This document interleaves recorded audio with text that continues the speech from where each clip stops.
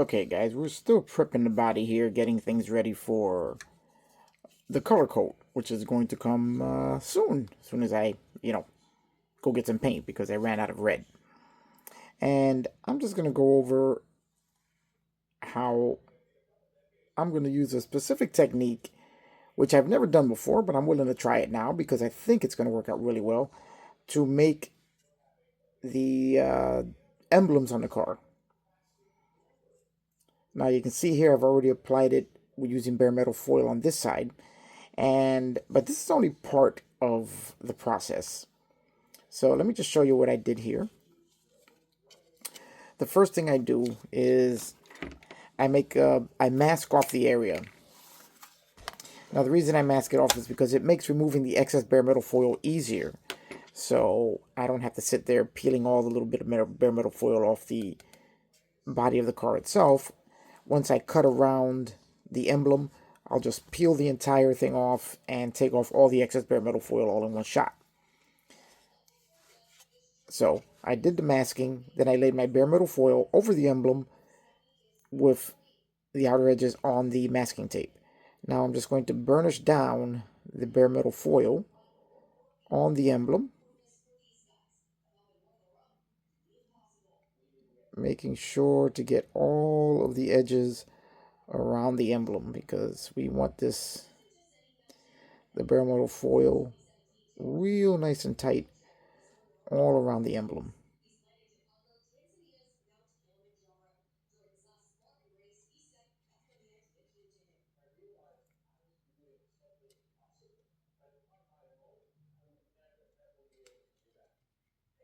And there we go, right around the GTO.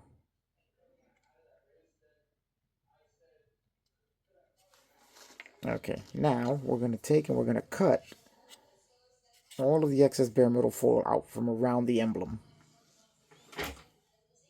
And remember, always use a new blade when you do this.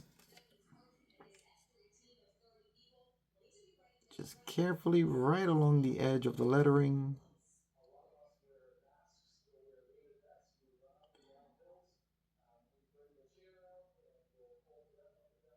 Just take your time. Go nice and slow.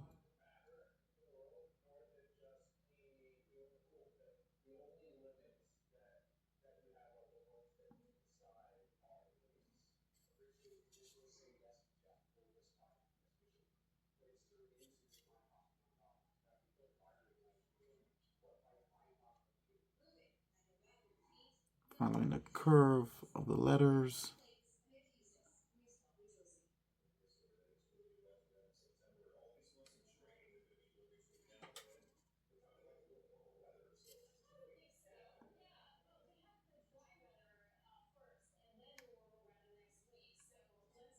Okay, I think we have it all cut here. Now we remove our masking along with the excess bare metal foil.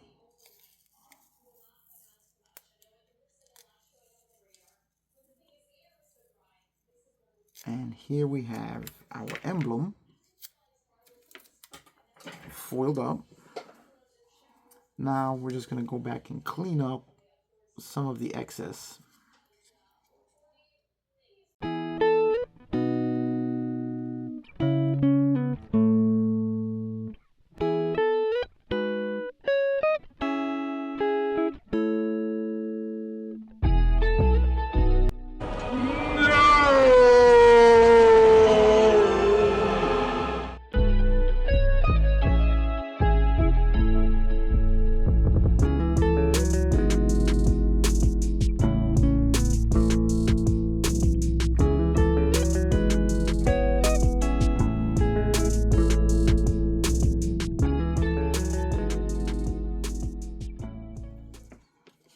Okay, guys, so that is it. Now we're going to give this a little bit more of a burnishing down.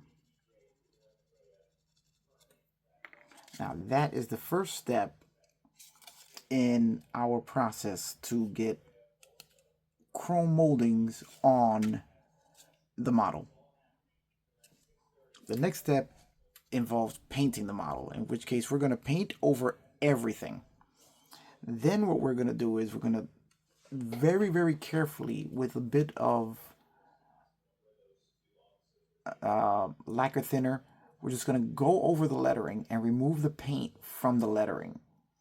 And when we're done, what we should have remaining is our GTO lettering there with the inner part of the O and the G body colored. And that's the real reason to be doing this. I mean, because you want the inner parts of the letters to be body color like it is on the real car. Now, hopefully this is going to work exactly the way I want. Well, it's only one way to find out, and that's going to come with the paint.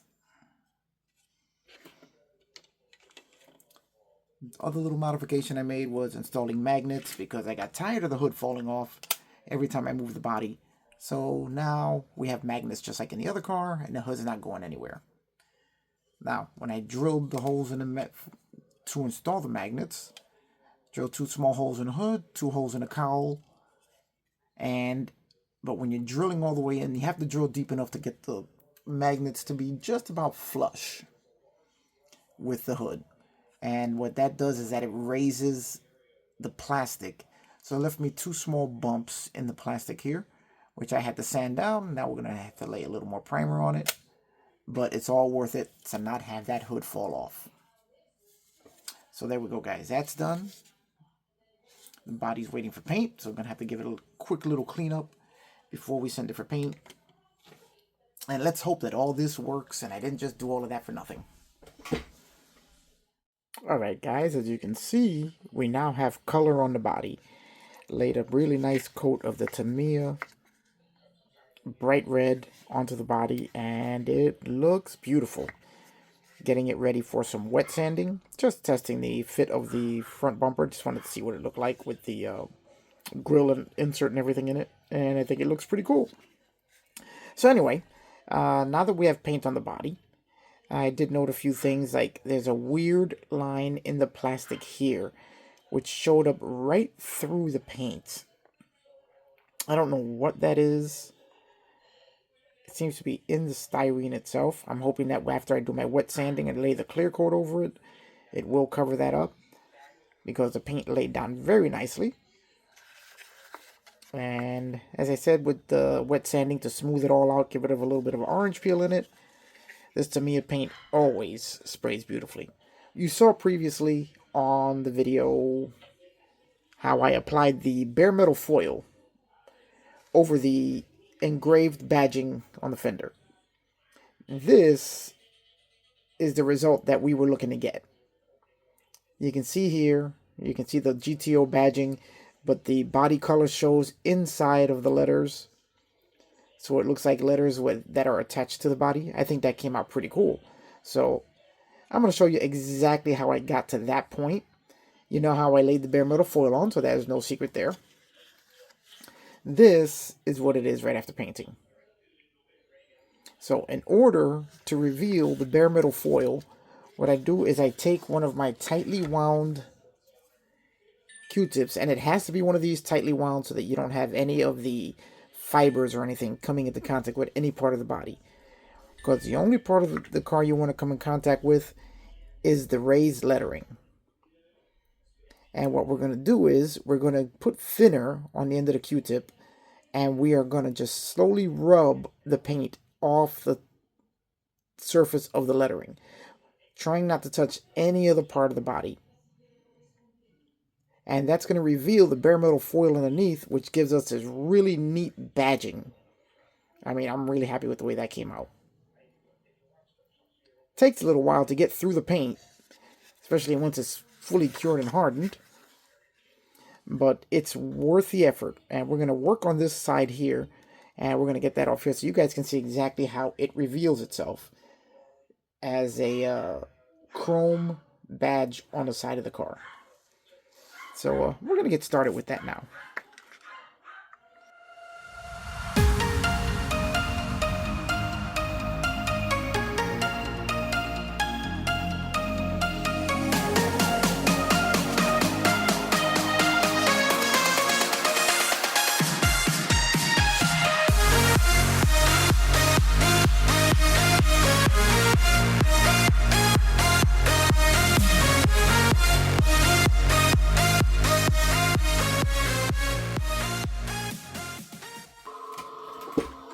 Okay, here we go, guys. We have the entire badge revealed. What are you doing?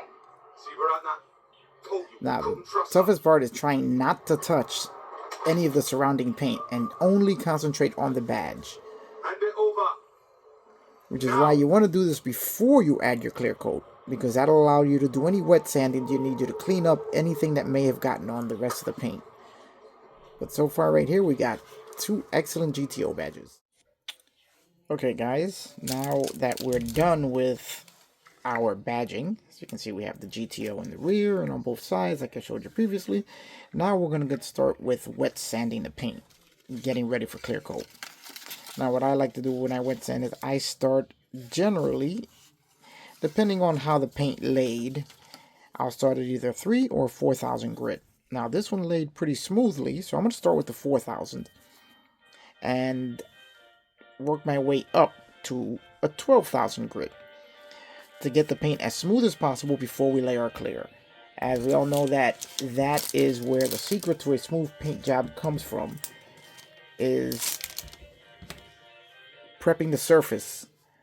And once you get that super smooth, when you lay your clear and it dries, it'll be beautiful. So I'm going to start now with the wet sanding, and we'll be back in a few and I'll show you what 4,000 grit looks like. Okay, guys, so now I've done my first initial sanding of the trunk lid. Now what I've done is flatten the paint.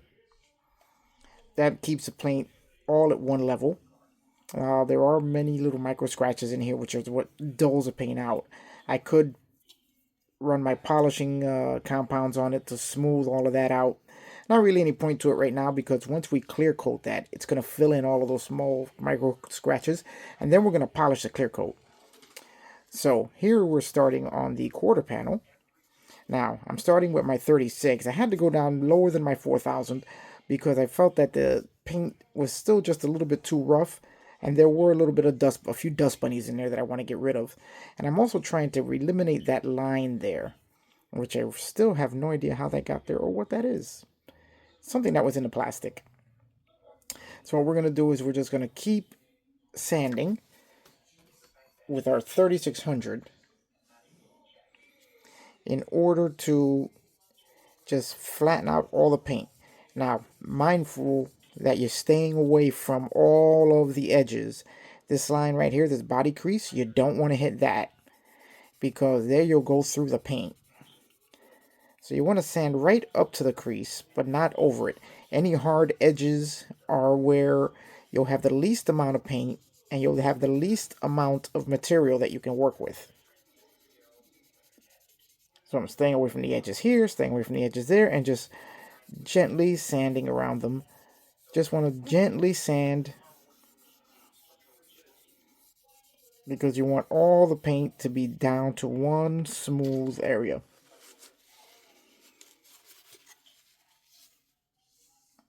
What you want to see is a nice, even, dull shine like that. This is what you're looking for. I know it seems kind of counterintuitive, where you're taking the shine out of the paint. But what in fact you're doing is that when you get one even dull shine like this, what you've done is flatten the paint so that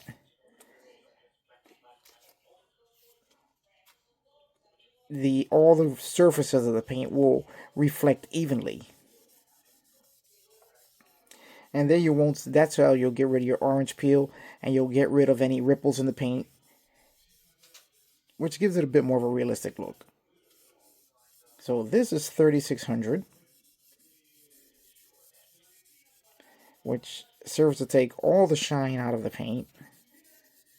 And now the finer you get with your grits, the more of the shine you're going to be putting back into it. Okay, I like what I'm seeing here, as it's getting very flat. Now, after the 3600, I like to go up to my 4000. Always making sure you lose liberal amounts of water so that your sanding pad will just glide over your paint.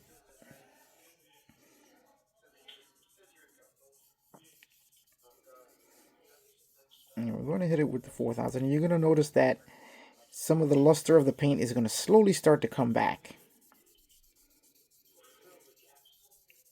Those of you guys who do this on a regular basis, this is nothing new. But for all of you new guys there, just so that I'm just showing you guys my technique for bringing a model to life, bringing a paint job to life. Then I like to use an old tissue paper just to wipe it down, because the tissue paper is also mildly abrasive, so it'll help to actually polish out part of the paint as you're working. And you can see here that 4000 did a lot to bring quite a bit of the shine back to the body.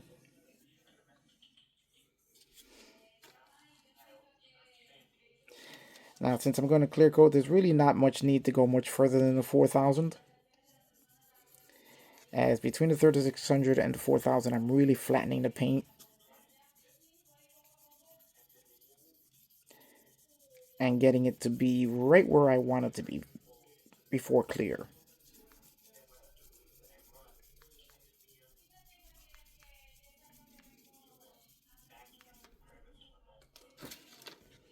And I like to work on one small portion of the body at a time. There we go. I am happy with that there.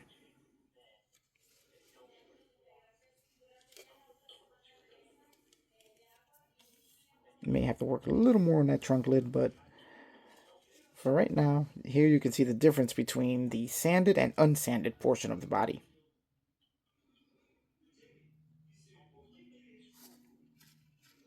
Where the paint just appears to be flatter on the sanded portion than it does here.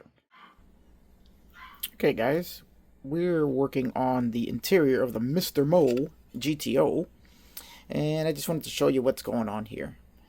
We have been using bare metal foil to simulate the chrome trim that's on the interior, as Mr.mo's interior has quite a bit of chrome trim that runs along the door panels. Let me put a picture of some of it right here so you guys can take a look.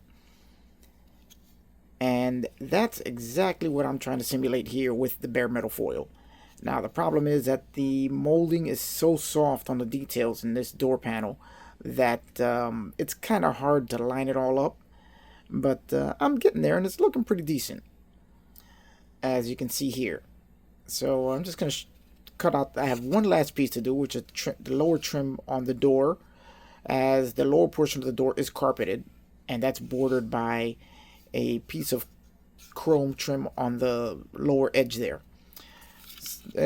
just like what I have here. So I'm going to show you exactly what I do. It's very simple, you know, just basically about applying bare metal foil. There's no real secret to it. I take my ruler, I cut out a very thin strip of the bare metal foil, and then it's all about applying it evenly and straight there and cutting off the excess. So we're gonna go ahead and do that now.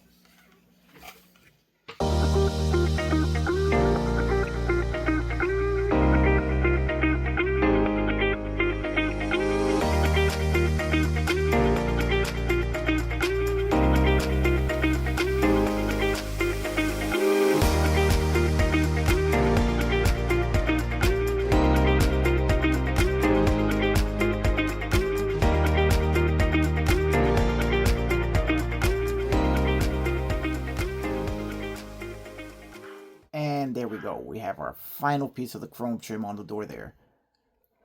That is really a pain to do. But now that that's done, now we're going to go ahead and start carpeting the interior.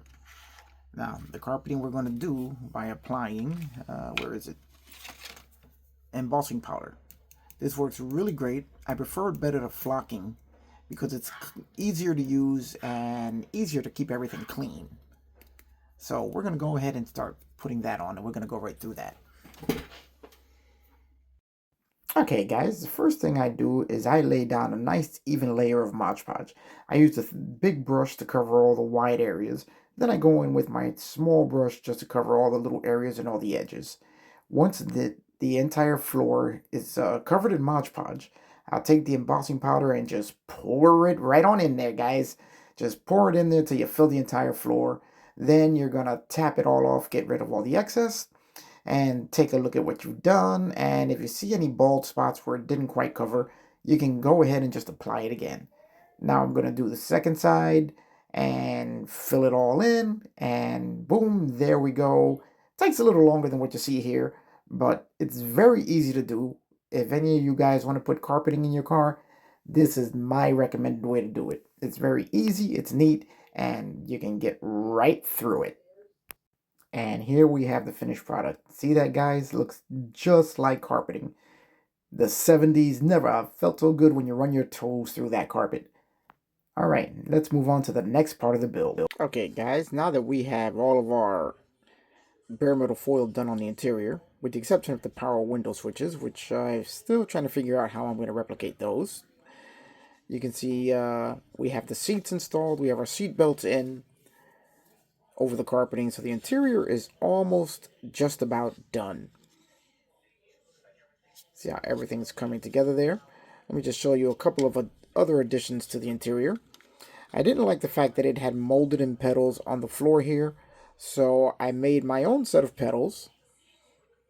Just cut a few strips of styrene, glued them together, cut a few notches into the bottom of the dash, and we have our petal assembly, which looks much better than the petals that were molded to the floor. So now we have a full three-dimensional petals sitting right underneath the dash.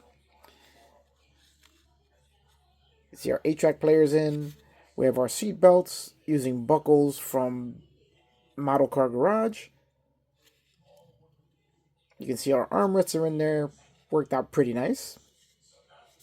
So we have the interior, it's almost completely done.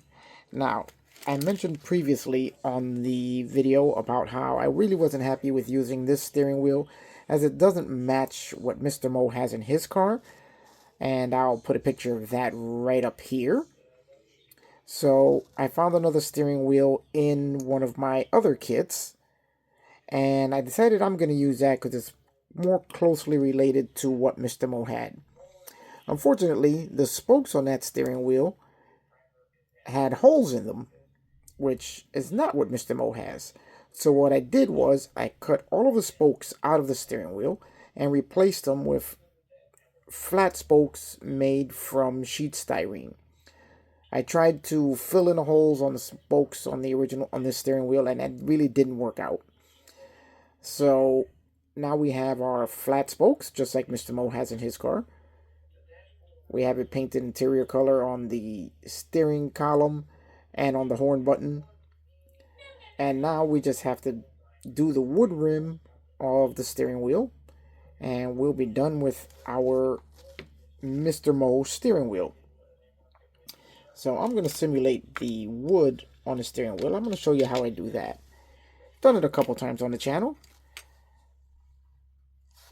Now, what we need are several different tones of brown. I'm going to start with Tamiya Flat Earth. And then I'm going to hit that with a little bit of Desert Yellow. And a little bit of Wooden Deck Tan, as those three colors are going to give us our variations in the wood to simulate the wood grain. We're going to go over everything with our clear brown from Mr. Color, as that is what I used on the dashboard. So we want this to match the dash. As you can see, the wood grain on the dashboard there. I think I did it a little darker than what's on Mr. Mo's car.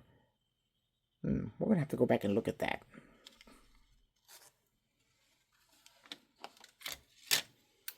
So these three colors are going to, all of these paints here are what's going to make our wooden steering wheel. So I'm going to start with laying, I think I'm going to use the Desert Yellow as a base.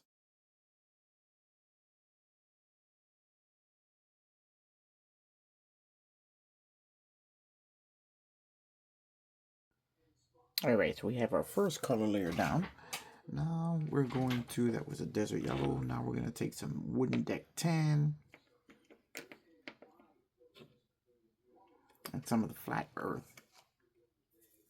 Start with the Flat Earth, this just has the most contrasting color. Let's just see, make sure flat earth is actually...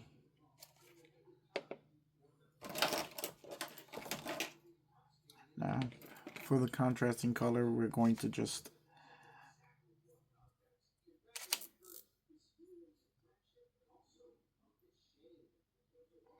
We're just gonna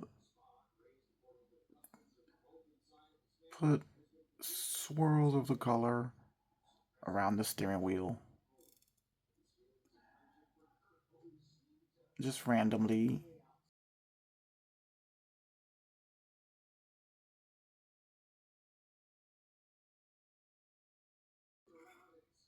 There we go. And now we have our darker tone.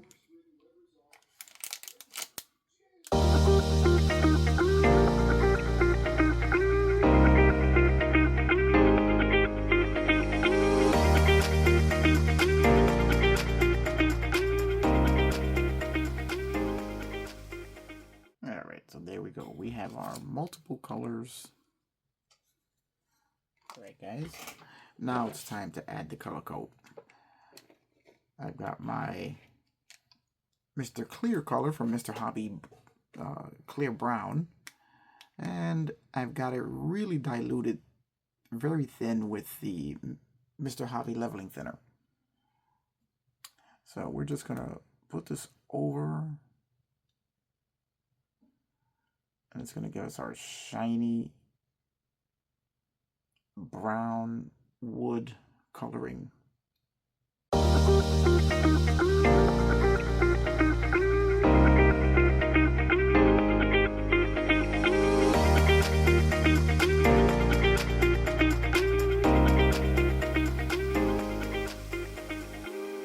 In the coloring, but I think that's going to work.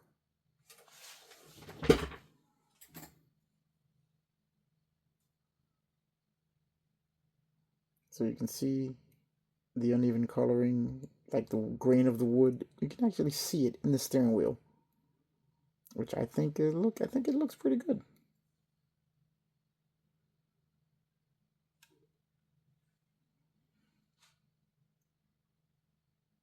All right, so we're going to stop right there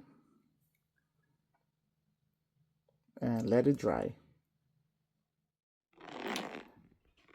Okay, guys. Now we have the body completely painted and clear coated. And you can see that the badges are now sealed completely and permanently under the clear coat. Probably should have done the door handle the same way, but I kind of forgot about that. And we have the trunk badge on the other side. This process really works great for the badges. So now we're just waiting for the clear coat to cure. Give it another day of sitting. And then we'll go back to wet sanding and polishing out the body. So you can see here the chassis is almost complete, although there will be quite a bit of extra detail that I'm going to add to that. This is the firewall, which strangely enough is a very detailed component of this kit. And considering the rest of the kit, I'm kind of surprised at that. So I haven't figured out how I'm going to make everything fit, but that's just part of the fun. We have our radiator, front grille. Now, as far as the dashboard, I've gone back and changed a little something on the dash. I was looking at the color of Mr.mo's interior, and that dark brown really did not match what was on his car. So I went back and I added my lighter color, which was to me, a desert yellow. And then added a little bit of the darker, I think, what color was that I added? Might have been wooden deck tan. Not even really 100% sure. To add some of the grain work to the wood. So now I'm going to wait for that to dry. And then instead of using the transparent, the clear brown, which was way too dark, I'm going to use clear yellow to bring out the wood coloring. I did a test sample on the original steering wheel that came with the car, and I am much happier with that look than I was with the darker brown. So this is going to be much closer to what's in Mr. Mo's car than what I had before. So you can see the steering wheel here is now just, the color's been changed on it. Just waiting for that to dry so I can add the yellow, and then you'll see that it's going to be a much nicer representation of his car